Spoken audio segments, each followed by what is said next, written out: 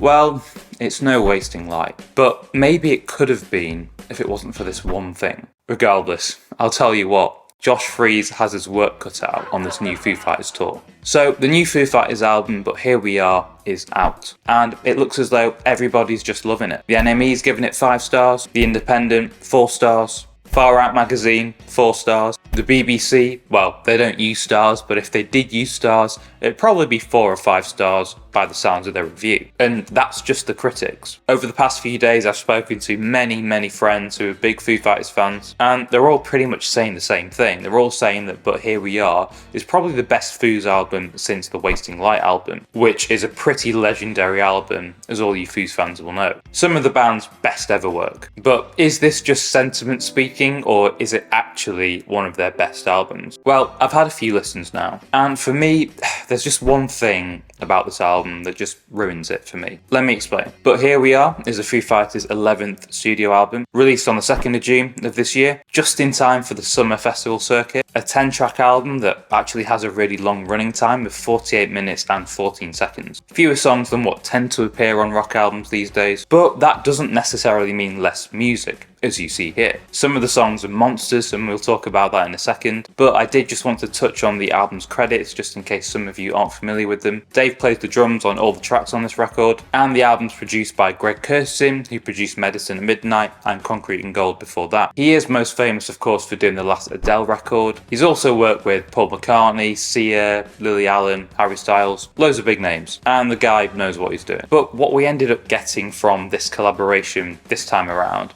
surprised me, I have to say. Okay, so first impressions of the album, it really does sound like vintage Foo Fighters to me. If somebody told me that this album was made in the late 90s, I would believe them. I do think it's pretty cool how close the band have gotten to their original sound of their first few albums. Listening to the album in its entirety, I did think the production was pretty straightforward, in the sense that the band seemed to have this plug in and play sort of mentality on this record. Not overthinking their parts or their tones, just plug in and play.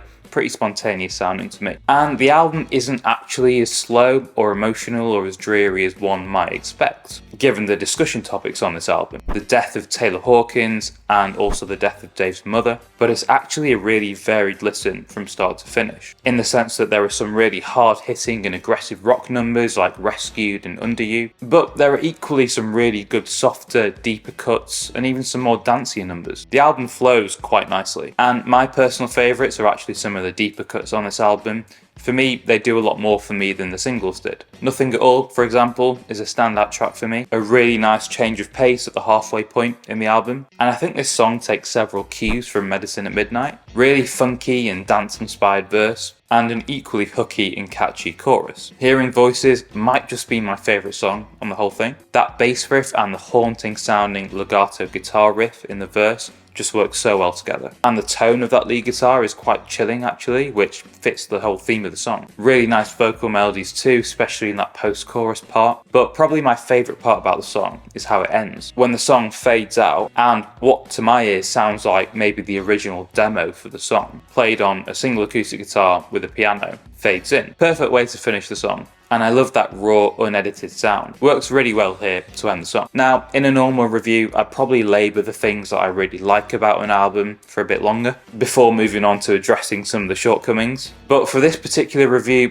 I just have to labour this point, because it's something that really bugged me about this album on the first listen. You see, there's something to be said about how quickly this album was released. If you think back to what has happened in the past year, roughly a year since Taylor's death, the 2 tribute shows were subsequently held in September of last year, so about 9 months ago. And in that time, the band have seemingly written, recorded, and are now touring a whole new album. Now, don't get me wrong, I get that this album is supposed to be an emotional, raw response to the events of the past year, but from the way that the album sounds, for me personally, I can't help but think it might have been rushed out. Let me explain a little bit before you all get your knickers in a twist. Take the title track from the album, But Here We Are, or even The Teacher, the 10-minute epic. The drums on both of these tunes are incredible. Really impressive, but you'd never know because they're buried so deep into the mix. Every song on this album sounds like a demo to me. The guitars are muddy and fatiguing to my ears to listen to, and it's pretty much the same guitar sound on every single song on this album. And just after one full listen all the way through, man, I was so tired of that sound.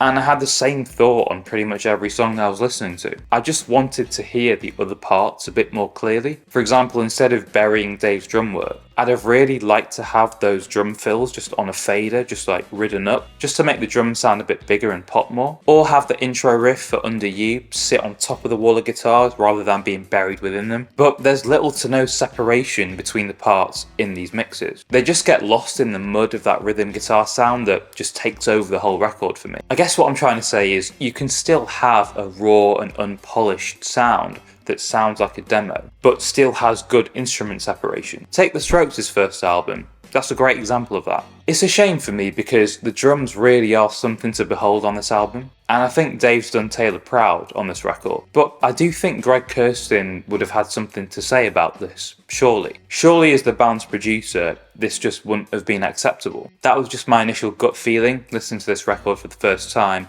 Let me know if you guys agree or disagree with me in the comments below. Songs like The Glass do bring a nice change of pace for me. Listening to the album in order from start to finish, you do get a little bit tired sometimes of that wall of guitar sound, but songs like Hearing Voices and The Glass do bring a good change of pace. I do think the band did well at putting those types of tracks into the album to break it up a little bit. Although, as a song, The Glass doesn't really do a great deal for me. Show Me How is another decent change of pace. Nice to see Violet Grohl appearing on the record too. One of the less memorable tracks for me on this album as well though. But I am getting Fleetwood Mac vibes from this tune. Something I thought I'd never say about a Foo Fighters album. Rest. What a way to close out the album. Rest is just a great way to close out the record though. Huge fan of this closer. I've got to say, I do really like it when bands use like a demo or a live performance to close out an album. It's those records, after all, that tend to be the most emotion-packed ones. Noel Gallagher did it with the song Dead in the Water on, I think, his previous record, which I think was actually a live performance that they'd captured in a sound check, unbeknownst to him that they were actually recording it. And it sounded so good, they just put it on the record. And it sounds like the Foos have probably done a similar thing here. But it goes back to that original point of, was this album rushed out? Did the band record the demos and then just decide to release that as the final album? I think if that was the case, that's fine.